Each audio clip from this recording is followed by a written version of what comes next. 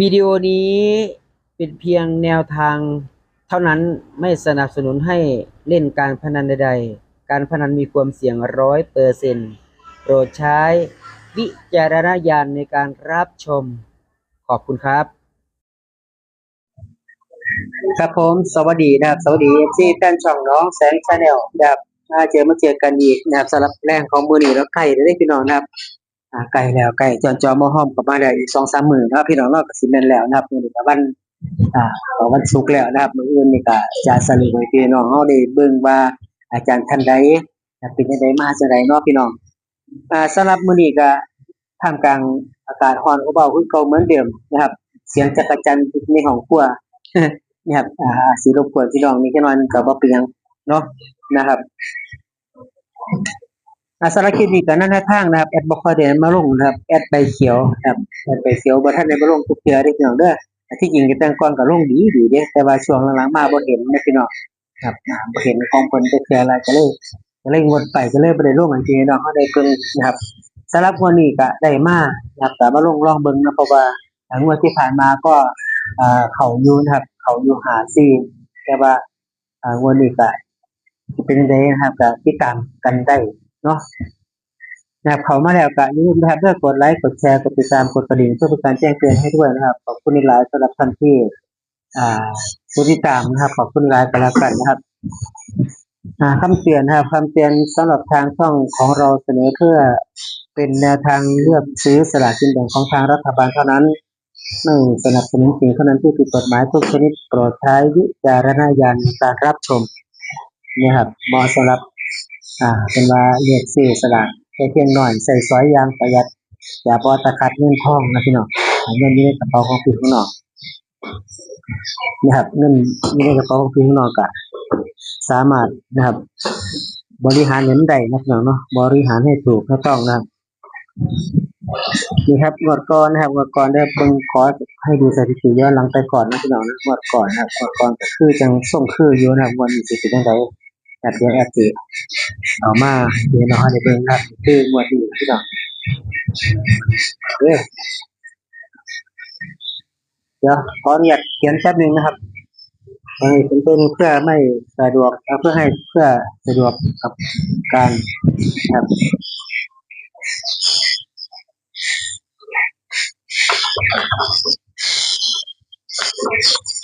แอดใบเขียวฟังเสียงจักรจันทร์ไปก่อนพี่น้องฟังเสียงจักรจันทร์ไปก่อนนะครับฟังเสียงจักรจันทร์ไปก่อนเด้อเดี๋ยวแป๊บเดียวพี่น้องบ่โดนผมเขียนเลยขายของหน่อย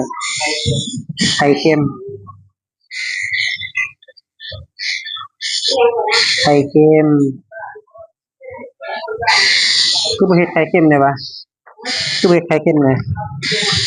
คือบ่เฮ็ดไข่เค็มไปแต่ขายเนี่ย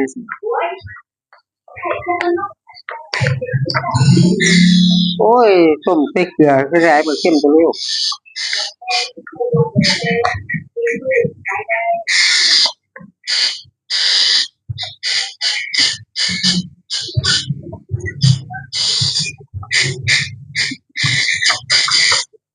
ย้ำอีกทีหนึงพี่น้องเด้อทางช่องของเฮาเสนอเพื่อเป็นแนวทางเลือกซื้อสลากกินแบ่งของทางรัฐบาลเท่านั้นนะครับบ่สนับสนุนสิ่งพนันที่ผิดกฎหมายทุกชนิดเด้อครับเด้อเรียบร้อยนะพี่น้องเนาะเรียบร้อยสำหรับแนวทางของวันที่16มีนาคม2568ครับเอาไปเขียวนะครับแต่ก่อนแอดเคยลงอยู่ที่ใบเขียวก็ลงใบฟ้าก็ลงเนาะใบฟ้าของอาจารย์กรกาฬสินธุ์แอดใบเขียวนี่จักเป็นของอาจารย์ท่านใดนะครับแอดก็บ่ฮู้จักชื่อเพิ่นนะครับ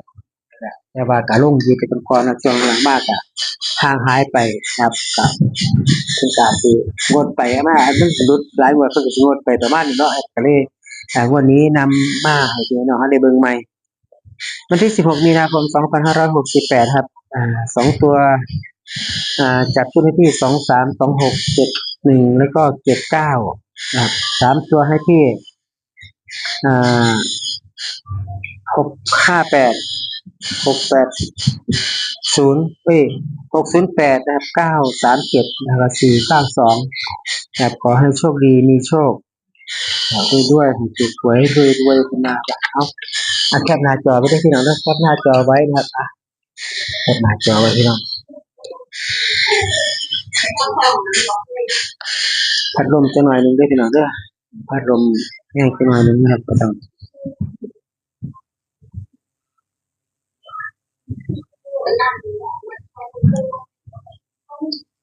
อ่ะแคปหน้าจอไว้แล้วพี่น้องแคปหน้าจอไว้เด้อจะน้อยก็แอดก็สิเอาลงนะครับเพราะว่าอ่าตามนี้นะพี่น้องเนาะนะครับ16มีนาคมให้มาที่23 26 71แล้วก็79นะครับ3ตัวให้มาที่658 608 907937พี่น้อง493นะครับขอให้โชคดีมีโชครวยๆให้ถูกหวยรวยๆนะครับแต่เขียวนะพี่น้องเนาะ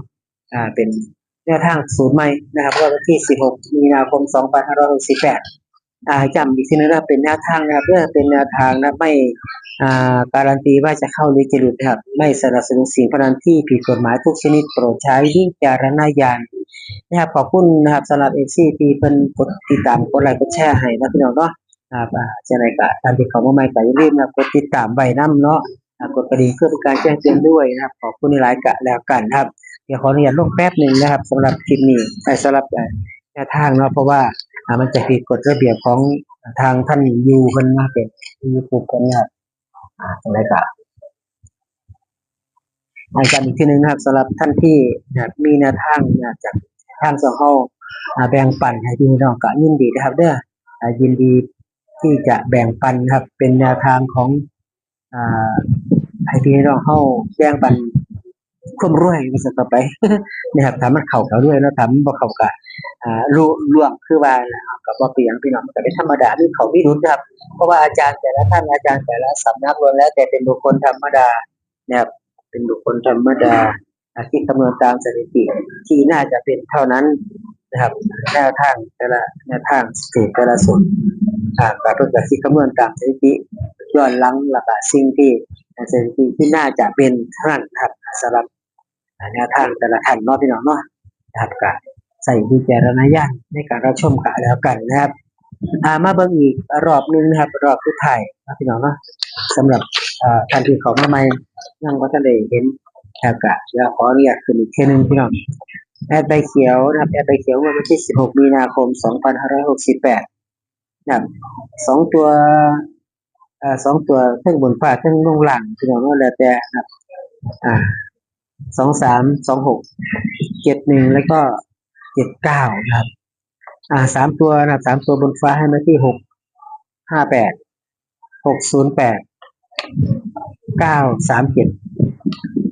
492นะครับนี่คือแนวทางของ